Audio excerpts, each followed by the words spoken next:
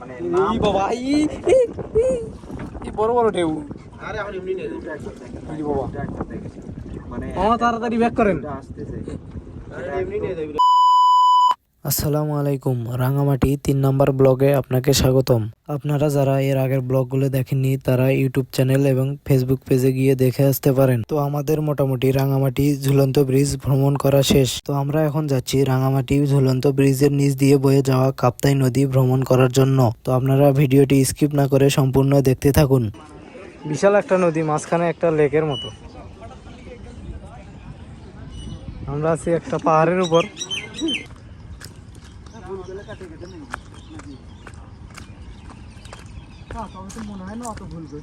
অনেক সুন্দর একটা জায়গা, বিশাল একটা নদী। আমরা এখন আছি পাহাড়ে। পাহাড় থেকে নদীটা দেখতে অনেক সুন্দর দেখাচ্ছে আর কি।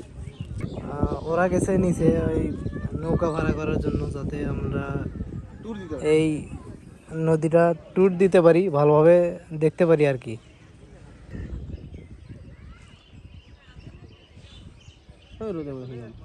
রোদ নাই তো, ওই যে আপনার সামিয়ানা, ওই যে উপরে উপরে ইয়ে আছে না।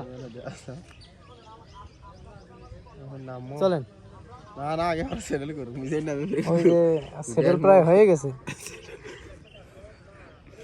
আগে ওনারা গেছে আমার গাইসটা, ওনারা আগে সেটেল করুন, তারপরে আমি উঠবো।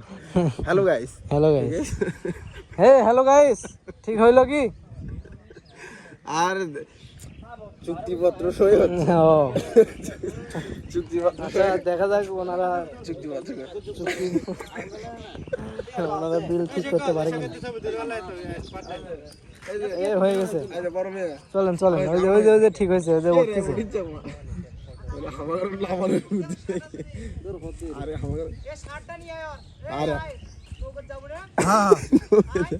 আরেকবার না ইশারা দাও, ইনকে ডাকো। Hello guys, good, hello guys. ওরা সম্ভবত ভাড়া ঠিক করছে, এখন আমরা যাচ্ছি। জি জি আমরা দুজন যাচ্ছি, আমরা দুজন লেট করে কোন দিক দিয়ে, কোন দিক দিয়ে? আমরা দুজন ট্রেন লেট করে আমরা এই শিপের মধ্যে এই যে করে যেতে হবে। আসলে পাহাড়টা অনেক উঁচু, পাহাড়টা অনেক উঁচু। জি আমরা এখান থেকে নামলাম। এখন যদি পুড়ে যায় তো অস্তিত্ব থাকবে না আমাদের। এটা আমরা বুঝে জেনে শুনে তবুও আমরা নামলাম। তো নদীটা অনেক সুন্দর, কিন্তু সুন্দর সুন্দর প্রাকৃতিক আবহাওয়াটা খুব হ্যাঁ অনেক সুন্দর। ওই যে পাহাড় দেখা যাচ্ছে সাইডে, বিশাল বিশাল পাহাড়, পুরোটাই আসলে পাহাড় দিয়ে ঘেরা। আমরা এখন রাঙামাটি ঝুলন্ত ব্রিজের নিচ দিয়ে যে নদীটা গিয়েছে, এখন আমরা তা পরিদর্শন করে দেখবো আর কি। আপনারা দেখতেই থাকুন।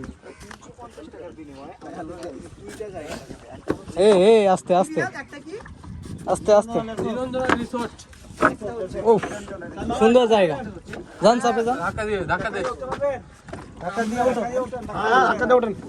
নদী লাগা চল, সমস্যা নেই। মামা ধাক্কা দে ওঠেন, ধাক্কা দেওয়া লাগবে। মামা ধাক্কা দে ওঠেন। আচ্ছা, ভিডিওটা কমপ্লিট করো।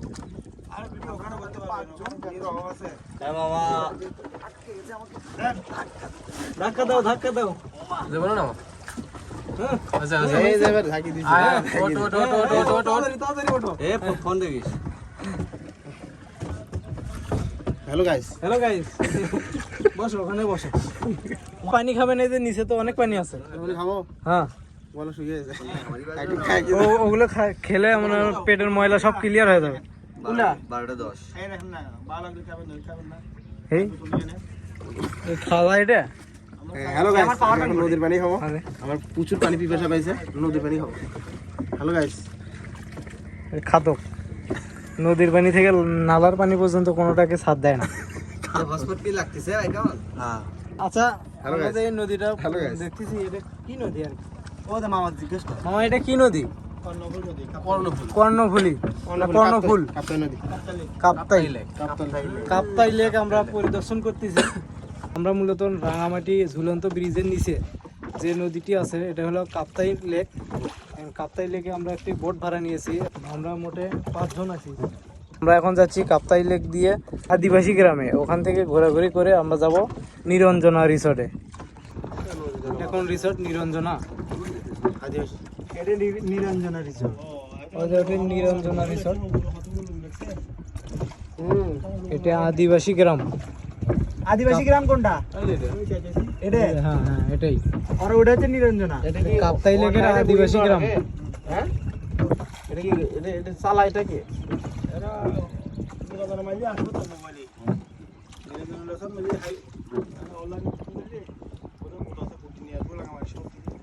অনলাইনে বুকিং করা লাগে, এখানে আসার জন্য অনলাইনে বুকিং করা লাগে। এটা পুরোটাই হলো আপনার আদিবাসী গ্রাম, সরকার আবার আসলে পরে আবার এটা পুরোটাই আদিবাসী গ্রাম। একবার দেখো নাকি ছোট আর এই যেটা দেখো অনেক বড় বড় ঢেউ বাবা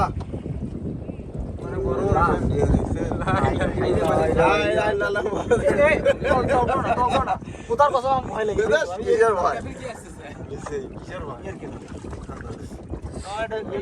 বড় বড় ঢেউ আসতেছে, নদী লাগালো তাও আমার ভয় লাগতেছে ভাই। অনেক বড় বড় ঢেউ আসতেছে, অনেক বড় নদী সত্যি আমাদের নদী বড়। অনেক বড় বড় ঢেউ, ভরা নদী ওটা ছোট হয়েছে কিন্তু এখনো ভয়ঙ্কর ভয়ঙ্কর ঢেউ দেখে ভয় লাগতেছে আর কি। আর ঢেউগুলো অনেক বড় বড়। কিসের ভয় আছে মানে ই বাবা ই বড় বড় ঢেউ। আরে এখন এমনি নিয়ে ই বাবা মানে আমার তাড়াতাড়ি ব্যাক করেন। আসতেছে আরে এমনি নিয়ে যাবি রে ভাই মানে এমনি কথা সবাই চেনে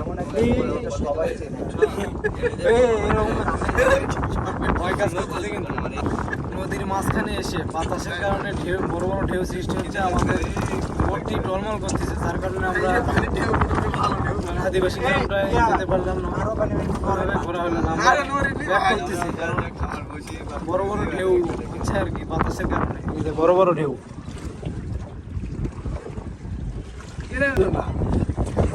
এটা হলো নিরঞ্জনা রিসর্ট। বাতাসের কারণে বড় বড় ঢেউ সৃষ্টি হচ্ছে, যার কারণে আমরা ওখানে যেতে পারলাম না, ভালোভাবে দেখানো হলো না। আমরা আবার আগের জায়গায় ব্যাক করলাম, কারণ বাতাসের কারণে যে ঢেউ সৃষ্টি হয়েছিল তার কারণে ওখানে থাকা যায়নি আর কি।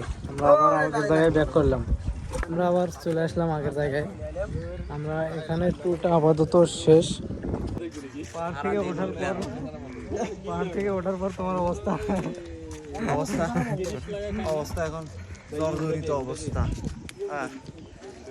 আসলে পাহাড়টা অনেক উঁচু ছিল, আর আমরা যেখানে গেছিলাম ওটা অনেক নিচু নদী। আমাদের রাঙ্গামাটি মোটামুটি ঘোরা ক্লিয়ার। বান্দরবনের খুব অতি তাড়াতাড়ি বান্দরবনের উদ্দেশ্যে আমরা রওনা দেব। আমরা এখন বান্দরবনের উদ্দেশ্যে রওনা দেবো আর কি। তো আপনারা পরের ব্লগের জন্য অপেক্ষা করুন।